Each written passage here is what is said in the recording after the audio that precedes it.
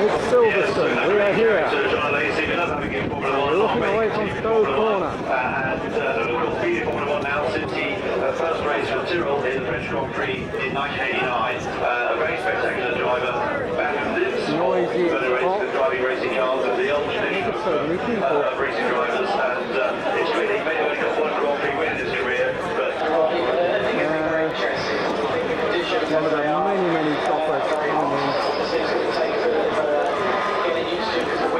They're everywhere. Like butterflies. Round of Budley, millions of the damn things. This is how it is on certain corners. Where formerly it was blowing all of it down and straight. Now it's Just a few minutes away from start. a bit more, so that's just going to change it. And that Samantha, So now to leave the grid, I'm off as well. So I'll see you in a moment. yeah, thanks, Bob. A bit further to walk these days since last year at the start of the grid was moved halfway down the pit straight, and the red line's now coming onto the gantry. There's 10 minutes to go before the start of the formation map. Jarno Trulli just getting into his car, young Jarno Trulli, who's Thursday looked at the Italian Jarno Saarinen, the famous Finnish motorcyclist, was the great hero of his father and Jarno Trulli's dad, and used to see him racing regularly at Monza when Jarno was born. Absolutely was Chris and Jarno Trulli, and Jarno has started the future with quite a number of teams interested in his services, but I don't think I might have got into next year. Sometimes in the media you read stories about his future with the now Ford-owned student team, or will something happen? But Johnny Ho, great, very popular driver, another driver like any other who's fought his way up through a humble origin. To be a successful Grand Prix driver, you need to have a lot of sponsorship and support and so on, and families, money and so on and so forth. But with any Irvine and Damon Hill, and we've had all the British drivers really. Perhaps David Hewlett is the one who had more family support, but not that much. And Johnny Ho, of course, all getting into Formula 1 the hard way, on talent, but having to work very hard to get to where they are. And they become third on the grid. Lady Irvine 4th, David Hill 6th, and Johnny Herbert 11th. Drivers also must work watching Michael Schumacher tremendously in practice on Friday was second fastest. This morning in the warm-up session he was 8th quickest. Just to give you the idea of the warm-up time, so the cars are set up. The grid is already formed, of course, qualifying yesterday, but the grid is formed from qualifying. The cars set up for the race in the warm-up section this morning. Michael Schumacher, Damon Hill was fourth fastest in the warm-up this morning. They play better when he's not far than he's not. That's why he's been injured all this time. He's been playing when he's not fit. I've never raced it on his days. On his days, he's definitely good. It's like a Danny Lee performance camera. Yeah, some teams have a spare car for each driver, but most teams only have one spare car. In this particular instance here this weekend, everybody has one spare car. Just one spare car. It's on the screen in the car. We've got two screens here. The one we're seeing, what we're now seeing the same picture, everybody is seeing that we've got the Olivier Panis car as it has now become.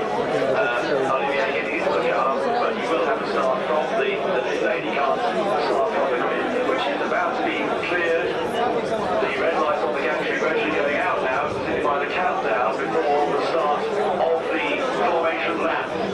With Mika Hakkinen on position as well. Do you see anybody beating Mika? And if so, how are they going to do it? I think it's interesting. I think it's going to be very difficult. Look at the way Nick has run all weekend. It's been absolutely fantastic. He has been absolutely dominating all the way through. Everything right away, almost from testing, all the way through to the warm-up. And, well, he is obviously very much got that speed.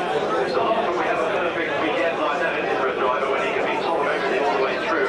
But at the moment, it is very much Mika's weekend. Mika Hakkinen, the reigning world champion, won it for the first time in our thing, and then on that formation lap. Moving. And it's very important that nobody overtakes anybody. Remember what happened in 1994 when Michael Schumacher got ahead of Damon Hill on the Ford Paris a few weeks later. And that was, of course, before, that came after all the problem about getting the signal to come into the pits and take a penalty, and he didn't do it, and he got the black flag and all that sort of nonsense that occurred that year. But the drivers now very much understand that they must overtake, they must remain in the mid-order as they go around on this final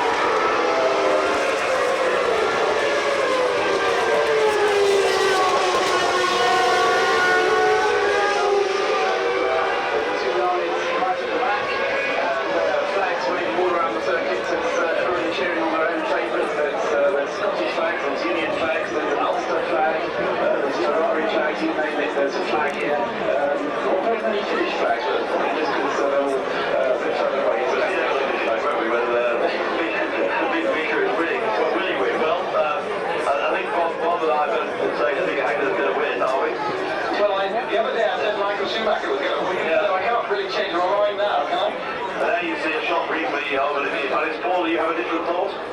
It's going to be difficult to beat Aki in the current form, isn't it? There's Ross Brawn, who's the master tactician for the Scuderia Ferrari team, and he can sometimes conjure a win. Obviously with a lot of help from Michael Schumacher, but between them they have achieved some remarkable results and wins over the last couple of years. So Ross leads Lord Howe, who of course is a person with a lot of influence in the McLaren team because he represents Mercedes. Ron Dennis, of course, the man who really controls the fortunes of McLaren. Yeah, I don't know if the news has gone up here, I'm sure it has, that McLaren has sold out 40% to Mercedes. No, that has actually been announced, so thanks for that, Bob. Right, so the McLaren, which is now 40% Mercedes, coming on to pole position. A shot there of poor Olivier Panis having to wait his turn to be ushered out of his garage into the pit lane. So the tension now mounting. Very shortly, the 1999 RAC British Grand Prix will be underway, 60 laps, and Rebecca Bob, 2 pit stops. Well, some people are saying one again. I think that's a spoiler. Do you think it's going to be 2? Anyway, you're right, you're front for 2 for most. We'll see what happens then. The final few cars coming up to line up on the grid. They're stationary now, which means we should have the green flag waved at the back of the grid, and then the red lights will come on one by one. 1, 2, 3, 4, 5, and the lights will go out. Steady down, and the race will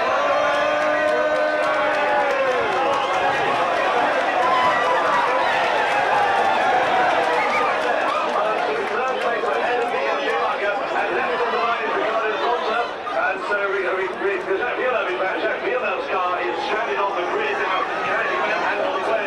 The race is stopped already. The race is stopped. We have got the red flag, so the race stopped.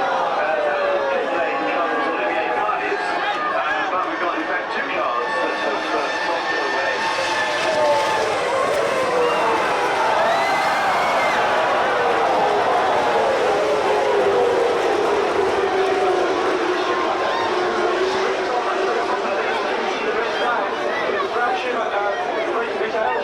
Michael Schumacher went straight on that Stowe Corner.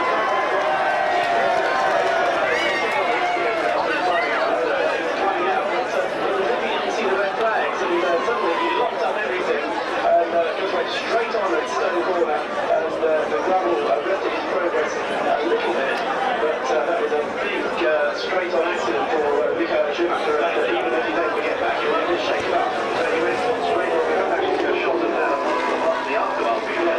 Straight on, he was locking up the wheels as he came into the corner, and as I say, presumably what had happened is the cars in front of him had seen the red flags and had reduced their pace. Michael, totally focused, we just went straight on. We're going to ride with it now as it happens.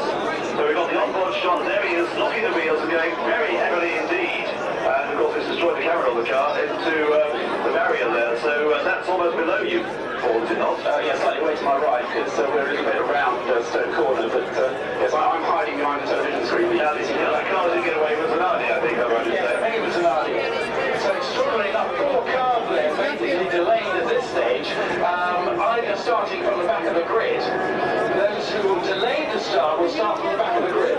So that is Alexander Zanardi and Jacques Villeneuve. We think Olivier Panis. in theory should be able to take up his grid position, and in theory so should Michael Schumacher if he's okay. Yeah, so Panis took the start from the pit lane and went round behind all the safety cars. Panis. Yeah, he will be able to take up his position. But the difficulty for Schumacher, apart from assuming that he's okay, is going to be getting back, because it's a long way back from here. Well, indeed, the Ferrari mechanics weren't even touching the spare car. So well set up is it already for Michael Schumacher that it's absolutely ready. It's waiting there ready for him. Let's hope he's okay and can take it. Good. Obviously, I'd like to be out of the garage by the time the pit lane is closed, and perhaps we need to have a look at a different program, just in case, to see when the pit lane is closed.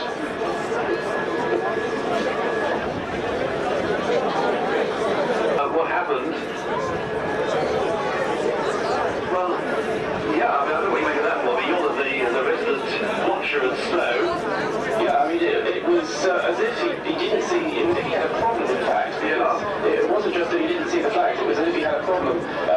out of the car now, but the medical attendants are seeing to him and are actually putting him onto a stretcher because, as I say, after an impact he saw the speed of it.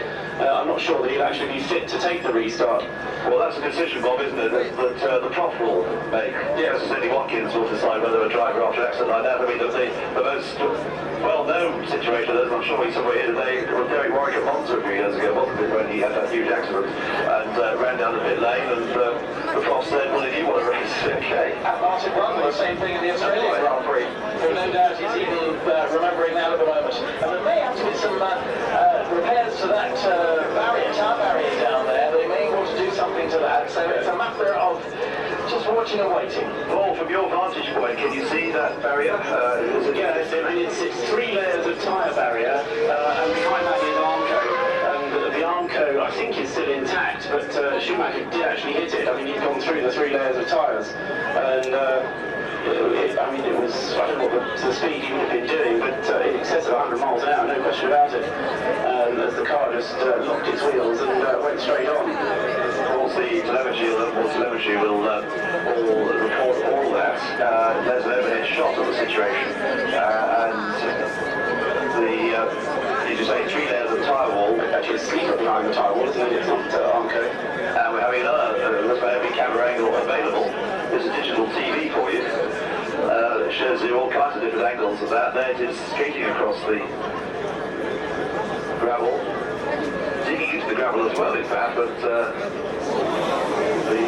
gravel arresting the progress of the car a little. Yeah, but that's all the speed. I mean, the car's getting up to 180 miles an hour.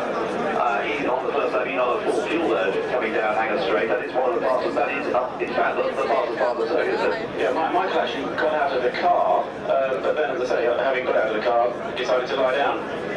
And the marshals and Prof Watkins was, as you said, on the scene instantly. He's a sit-down man as well. He can run across that gravel bed. He had to run back to get something out of his car. The Prof, yeah. He jogged across the gravel bed, very quietly indeed. Despite the cigars, for which he's renowned. So there's Ron Dennis in conversation on the screen with Mika Hakkinen and David Coulthard.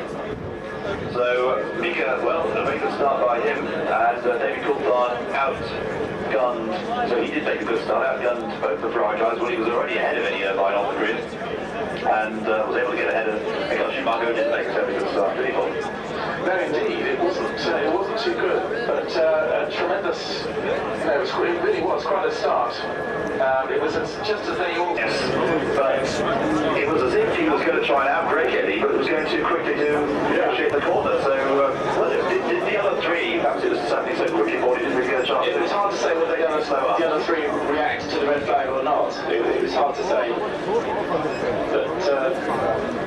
definitely trying to take him up, wasn't it? So all the other drivers having now to wait. There's a shot of Michael's younger brother Ralph Schumacher. Several out of not antagonism or anything like that, but they were just different. They were different age. We're still being shown 60-60 on the screen after the new start. But it'll be a new start, it won't be reduced by 1 lap. So a completely fresh start to the race. There's Jacques Villeneuve sitting in his car and back in his sprint place, isn't he? Yes, he is, yeah. In fact, everybody is in their correct sprint place at the moment. So, which is a little bit of a surprise for me, anyway. Of course, all the concern at the moment being for Michael Schumacher to ensure that he will be receiving the best possible medical attention that's given to him, before attention turns to the tyre wall. But for Olivier Panis, this is Way for next year. So, although, as you say, it's a slightly older generation, they're certainly pulling out all the stops for next year. good. Well, that is good news, because one would hope that a big company like car manufacturing company like Peugeot would not lose heart, because they're not at the moment at the front. Hopefully these injuries aren't serious, but it looks like they're going to be sufficient for them to take the restart. It's really didn't actually seem to slow the car down very much. And it's a big gravel track, so it's not enough space there. Time track, like I say.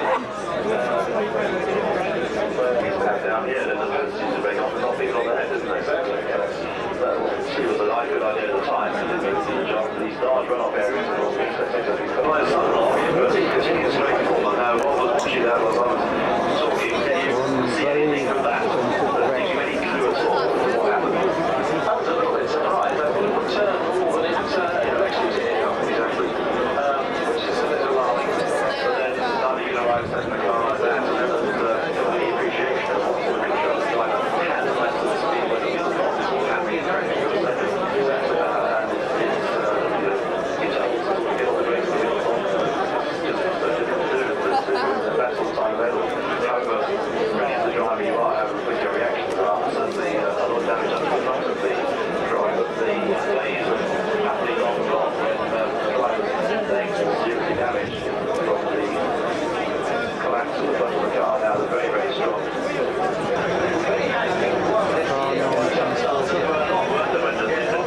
The first came in, but that seems that now that the drivers got used to it, all the detectors become less sensitive. For whatever it is, well, Eddie carries on around the corner, and there's the trail across the gravel towards the top wall of Michael Schumacher's car, and there is the remains of the car. Very time for him, in fact. Difficult to must be close to 40 degrees the track temperature. It was 37 degrees, but I left the pressure on. Say hi. Say hi. So I think it's probably go up a bit more. So actually pretty high. Hi. Yeah, all right, yeah. VIP. Not a happy chappy. Knows that Michael isn't very well. What? You know that Michael isn't very well, so you're not very happy.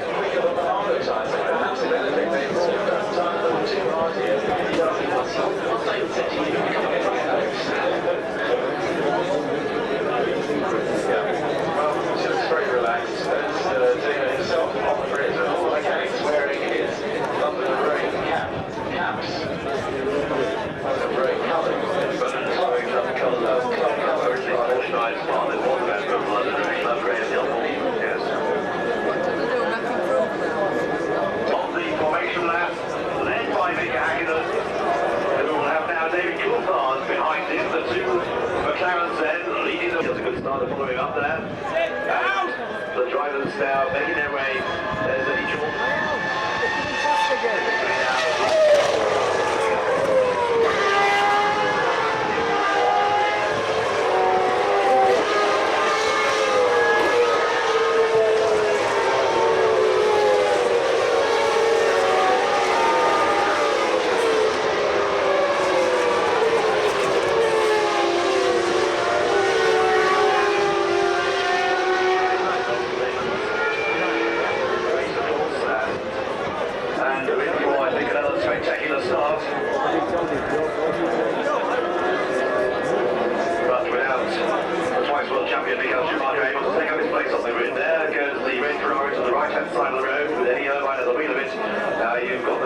Camera shot there of the World Champions car that we McLaren Mercedes lining up on pole position on the left-hand side of the road. The final few cars coming to a halt at the tail end. The two Minardis will stop in a moment. The green flag will then be waved when everybody is stationary.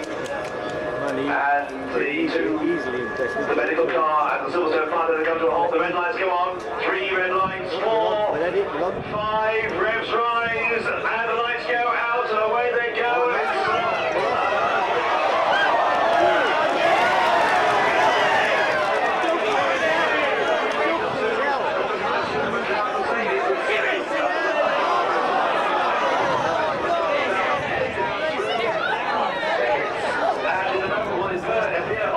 Straight with Italy is Michael Hackett in second place. As they go to the next video, by his third place, they will qualify the two Jordans. So coming down to the Italy, Michael Hackett by second.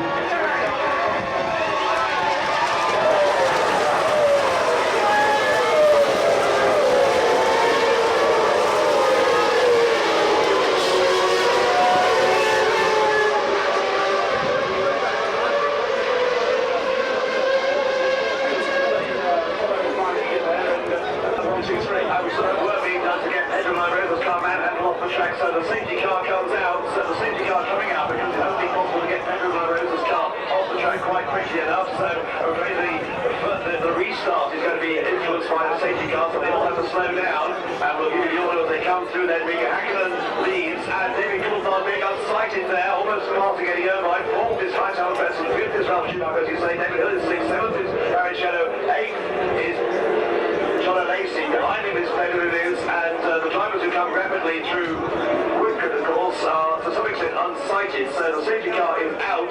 It'll only be for one lap, however, because the problem with Pedro Lorenzo's car is now sorted. And the news, we have the official information from the FIS on a broken right leg. His condition is stable and he will be airlifted to the hospital for further examination and treatment. So Michael Schumacher, a broken right leg, his condition is stable. He is, as we saw, conscious. He'll be airlifted so we can see the hospital. So that's the official bulletin that we have from the FIA. So qualified good news, I suppose, in the sense that it means that he is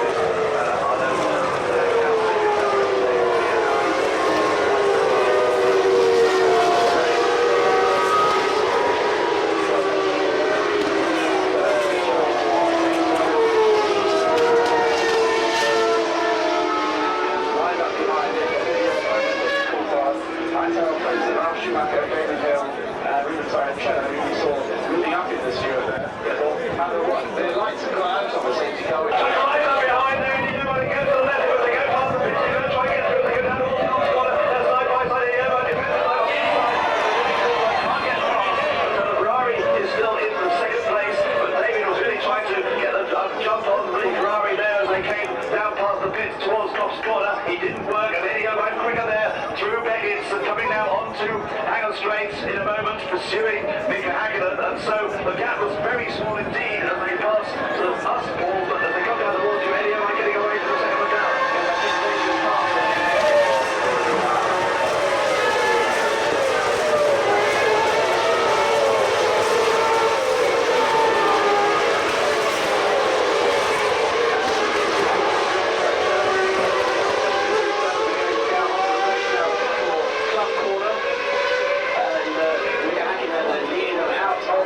Towards Eddie Irvine, losing ground to the leading car, as you said, Ian, pulling away just a touchdown from David Coulthard. As they come through the stadium, then in third place is David Coulthard, Heinz Frentzen there in fourth place. Ralph Schumacher again getting ahead of, or staying ahead, I should say, of Damon Hill. And so Ralph Schumacher fifth, sixth is Damon Hill. In seventh place is Rubens Barrichello.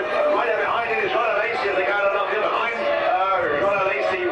We now have Johnny Herbert, who's moved ahead of Pedro Liz, and then we've got Jack Field. Now behind Jack Field is Alessandro Zanardi, and behind Zanardi we have now Zanardi dropping back behind Olivier Panis also, so Alessandro Zanardi now down to 14th place, and we've got Olivier Panis. Fourth lap now, including the pace car.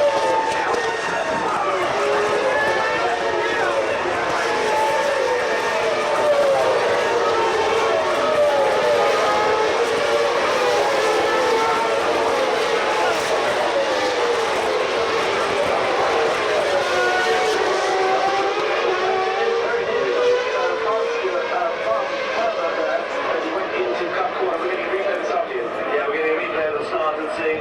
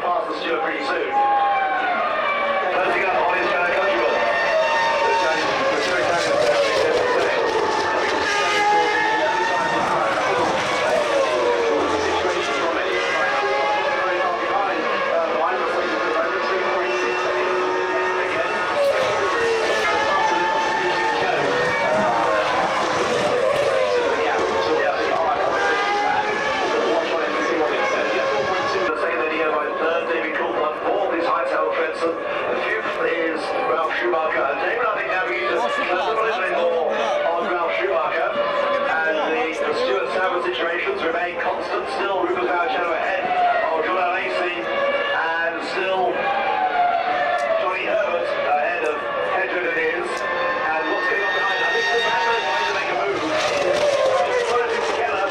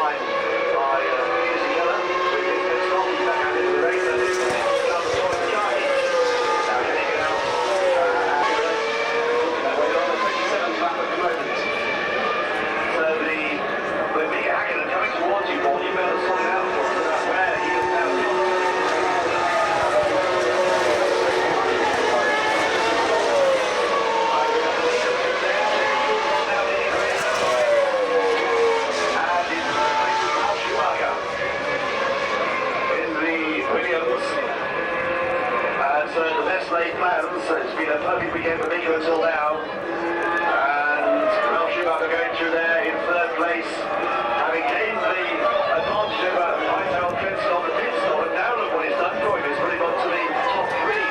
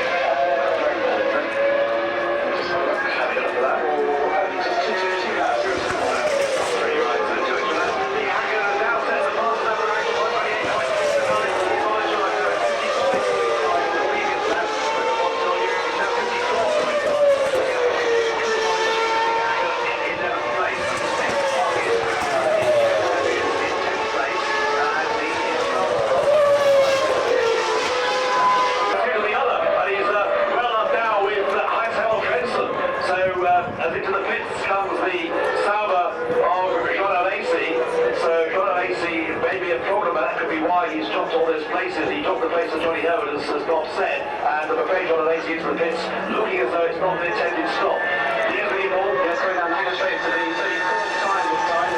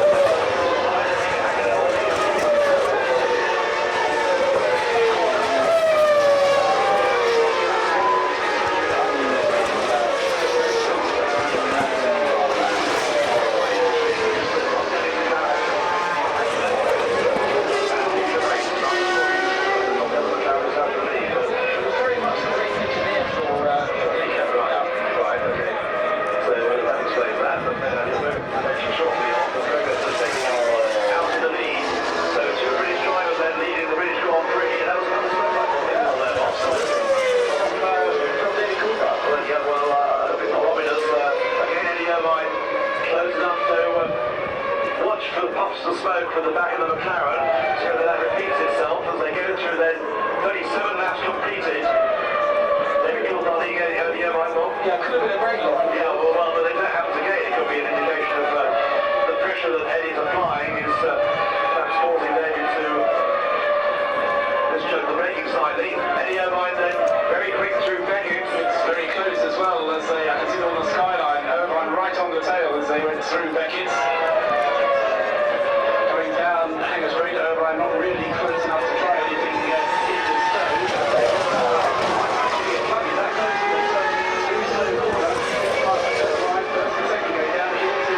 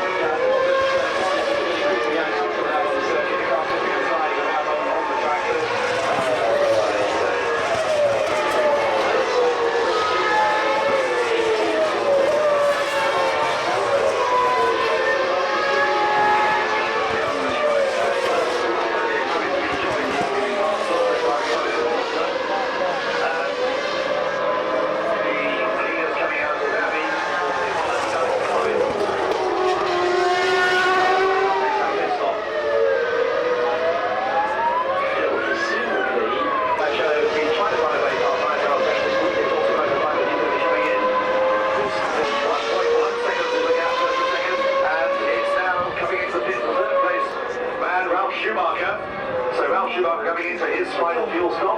Bang on 40 laps ahead of Michael Schumacher. So the big question now is when, for how long will David Coulthard come in for?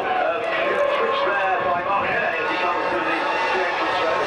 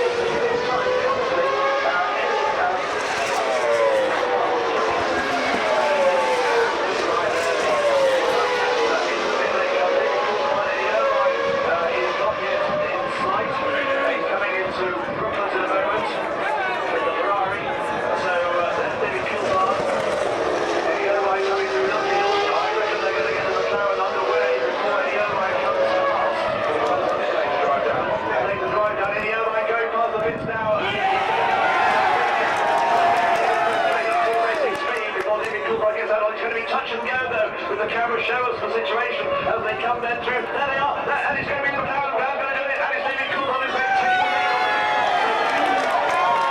Has the lead as they go through Beckett, so David Coulthard still leads, Eddie Irvine is in second place, and we've got as long as he sees Coulthard. But you've got the lead coming down towards you, Paul. He's off.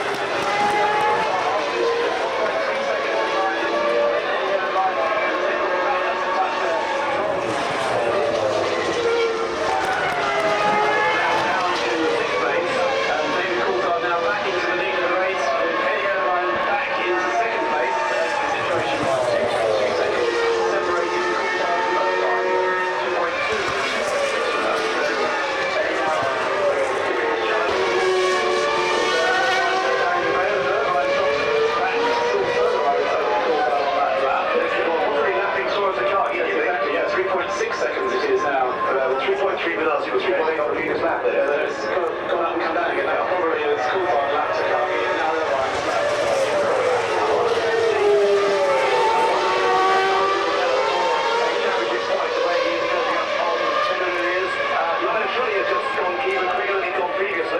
In 8th place, gap 0.4 and David 2.1. Not much by David Hill. Still behind. In 2nd place, just 2.4 now. And they go down into Club Corner. So it's only between these two. Coulthard looking secure at the front of the field. But Eddie Irvine driving just a Coulthard.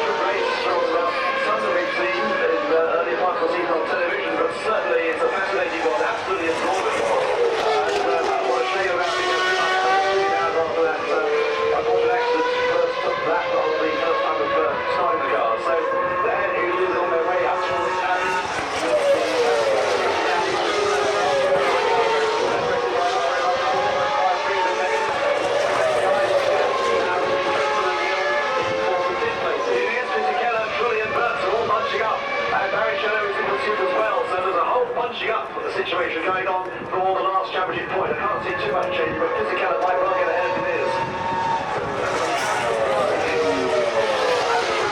Now on that 5 laps to go.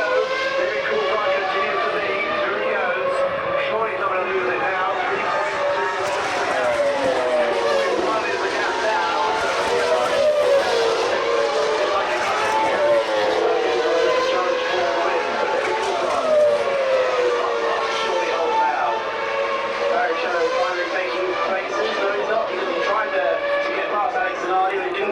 For him. Barrichello up into 11th place. I now Christian came very rapidly through Woodcote to try and get us up right onto the tail of Bell Cavendish.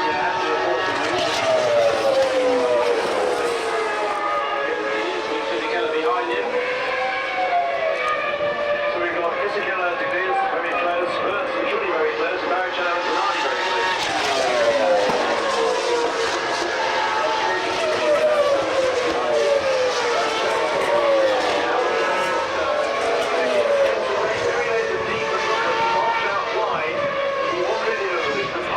Schumacher anyway, that stopped him some ground and he's dropped back behind Michael Schumacher. That was a bit of an over-braking by Hightower Princeton, so the two gap as they come through to the next side.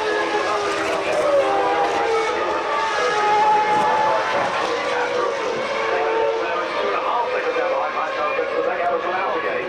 They're coming through thickets at the moment. Right, the leaders are down at Clyde Trillium.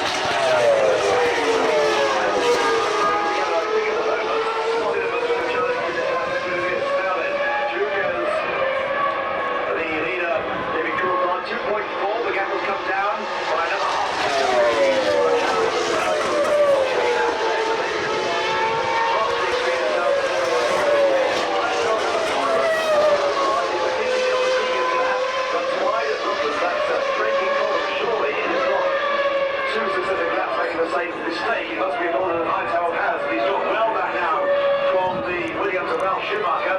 What yet there is the clutch to his teammate, Damon Hill.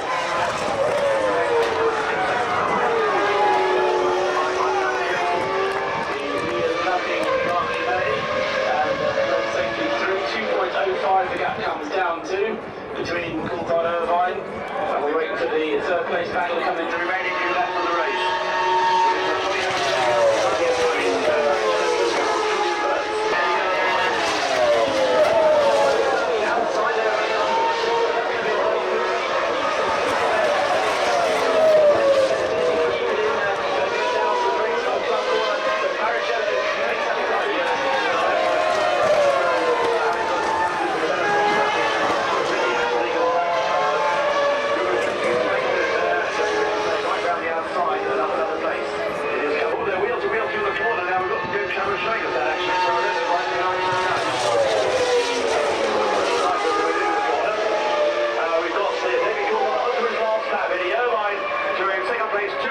seconds he is behind David